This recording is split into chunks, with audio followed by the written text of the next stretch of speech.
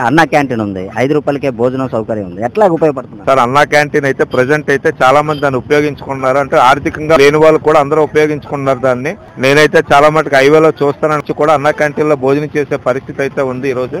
మరి చాలా మంది దానికి ఉపయోగపడుతుంది. ఎందుకంటే లేబర్ అనేవాడికి ప్రెసెంట్ ఏంటంటే తెల్లవారు లగ్గాన్ని ఇంటి దగ్గర నుంచి బయలుదేరి క్యారేజ్ అయినా అవ్వకపోయినా సరే ఒక ధైర్యం ఏంటంటే మాకు భోజనం దొరుకుతుంది అని ఒక భరోసా మీద ఏంటంటే చాలా మంది ఏంటంటే క్యారేజ్ పట్టుకొచ్చినా పట్టురాపోయినా సరే మరి ఇది భరోసా కనుక మరి అన్నా క్యాంటీన్ అందరికీ ఉపయోగపడుతుందని నా ఆలోచన. సార్, ఇప్పుడు ఇవన్నీ చూస్తుంటే చంద్రబాబు మీద పూర్తి నమ్మకం ఉందంటారు సార్, డెవలప్మెంట్ విషయంలో కానీ అభివృద్ధి చేయడంలో కానీ?